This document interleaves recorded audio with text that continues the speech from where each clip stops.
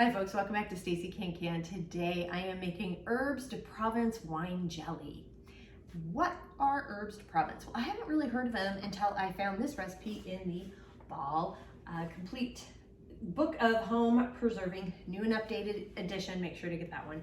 So it's a very common herb combination in southern France, but is becoming much more available in the North America region.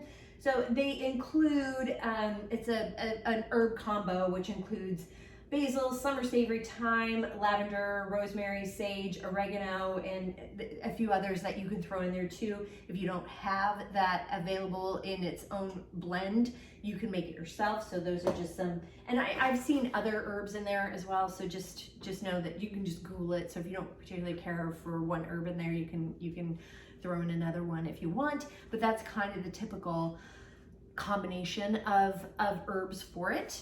I love doing wine jellies because, especially in the winter and the spring, they're a great winter spring thing to do when you know our produce isn't quite available or readily available. But they're also really lovely on for summer. They're great on cheeses. They're great for glazes. You can add toppings on fish that you can put on fish if you want, or any of your vegan or vegetarian types dishes. This would be really great on some mixed vegetables. You can add a little dollop when you're sauteing, like a big thing of greens if you want. It would give it a real nice kind of herby flavor with it. So the ingredients that you need are 2 cups of dry white wine. I just asked at my local grocer, we have a wine steward there, so I asked what's a great cooking wine that's a dry white wine, and this is the one they recommended. It's a Pinot Grigio. It is a product of, and there's my baby dog Bobo. It is a product of Italy, so it is a Pinot Grigio, but it's a nice dry wine. So make sure, you know, and this is $10. So I don't normally go bottom shelf with wines when I'm cooking with them. I just want a little more quality because sometimes it can be a little more vinegary than I like. And plus when you're cooking with it, it's also really nice to have a little glass too. So I will probably be indulging. And then you need 2 tablespoons of the herbs de Provence, 2 cups of sugar, and then 1 pouch of liquid pectin. There's a couple of brands out there. This is the one I'm using. I'm using the Ball brand for that.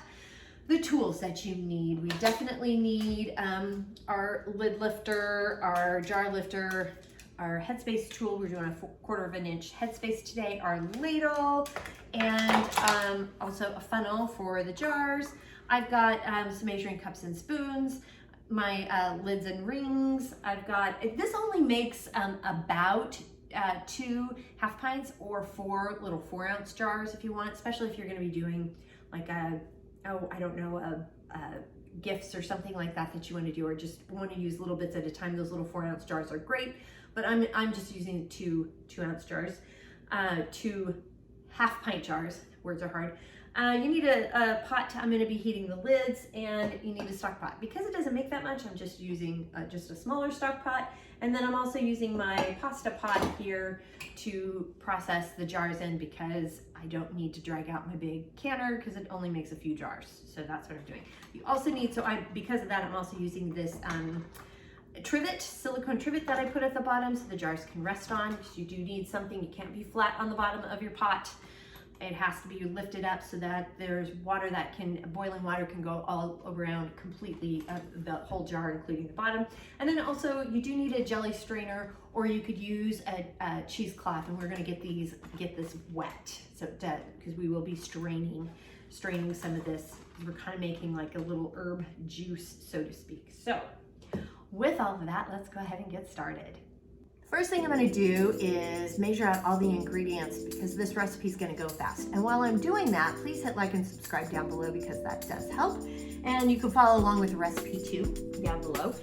So we're just going to be, I'm just measuring out the 2 cups of dry wine, the 2 tablespoons of the herbs, and 2 cups of the sugar, and getting the pectin all ready to go. Got everything measured out, so I'm going to start adding the 2 cups of white wine, dry white wine, and the 2 tablespoons of the herbs de Provence. I'm going to bring this to a boil. When it comes to a boil, I'm gonna cover it. We'll cover it and let it simmer. All right, now I've got it at a boil over high heat. So I'm gonna cut the heat and I'm gonna cover it, and we're gonna set a timer for 20 minutes to let this steep. 20-minute timer has gone off with the herbs and wine, and let me tell you, it smells amazing. Oh, it smells so good. So now I've wet the strainer. I've got my strainer all set up, ready to go. My jelly strainer set here, and I've gotten it wet. Make sure to get it wet with some water and wring it out. You can do the same thing with cheesecloth as well. But just make sure it's wet, and we're just going to carefully pour it into the bag. I'm going to set another timer for 20 minutes to let this just drip, and to make sure we get all of the goodness from the actual herbs in here, where they kind of mush in and strain, until we can measure out 1 3/4 cup. And now this has been sitting for 20 minutes, just gently dripping out, and I'm going to set it off to the side here for a second and measure out 1 3/4 cups of liquid. And that is just a little shy of 1 3/4 cups. So I'm going to go ahead and squeeze the herbs. Which this is the one case that you can actually squeeze the jelly bag, because you're not getting pulp in. If you're working with fruits and such, if you squeeze the jelly bag, the pulp from the fruit comes in, and then it makes the jelly cloudy. In this situation, we're not dealing with pulp, so you can just squeeze until you get your 1 3/4 cups, and I've got it. So I'm doing good here. Now I'm going to pour in the 1 3/4 cups of the wine, herb infused wine, and also the 2 cups of sugar. I know that's a lot, but remember, sugar is a preservative, and it is necessary for these jellies to set up and for shelf stability. So now I've got the heat up to high, and I'm stirring this, and we're going to bring this to a boil. Okay, I now have it at a full rolling boil that you can't stir away. So I'm going to add in the liquid pectin, and I will set a timer for 2 minutes instead of 1. And you want to continuously stir. The reason why we're doing 2 minutes instead of 1 is with these wine jellies, it's giving it an opportunity to cook off some more of the wine, the alcohol in it, because if you don't, it can affect the gelling of the jelly.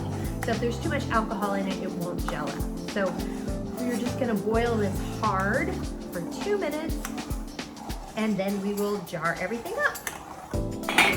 Okay, the 2-minute timer's gone off, so I'm cutting the heat. This is the part where you can skim off the foam if you want, but as you notice, the foam really goes away on these, in my experience with these jellies. So I'm gonna go ahead and get my jar out of the canner here. It's been heating up in the stock pot.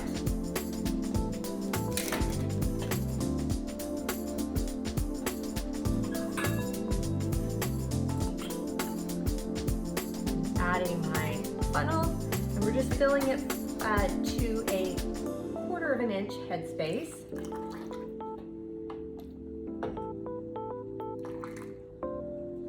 So I've got a 1/4 inch headspace here. I'm not bubbling. I don't bubble with wine jellies or any jellies or jams, because in my experience, it adds more air to the jar than just leaving it alone.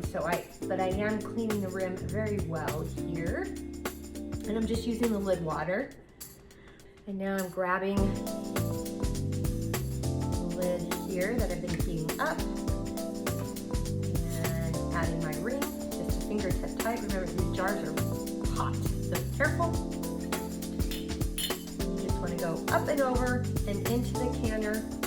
Or a stock pot, whatever you're using. Do not tip or tilt the jars. Got all the jars in the canner here, or the stock pot, and I'm taking the heat up to high until it comes to a boil. got a rolling boil going here in the stock pot, and I've set the timer for 10 minutes, which is appropriate for my altitude. For more altitude information for your area, check down below in the show notes or up here off to the side. The 10-minute timer has gone off to process the jar, so I'm cutting the heat, and then I'm going to carefully lift the lid away from my face. Look at the steam. That is a facial you do not want. And I'm going to set the timer for 5 minutes to let the food in the jars settle, and this helps with the sealing process.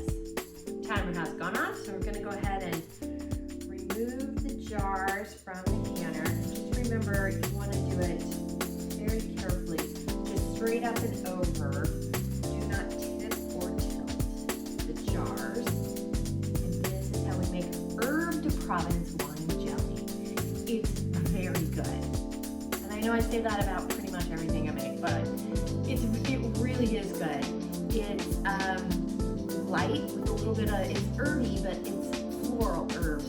The lavender in it kind of softens the herbiness a little bit. So it's not heavy at all. This would be really fantastic for any of your summer functions, a really lovely brunch. You put it over any cheese. You can eat it with this.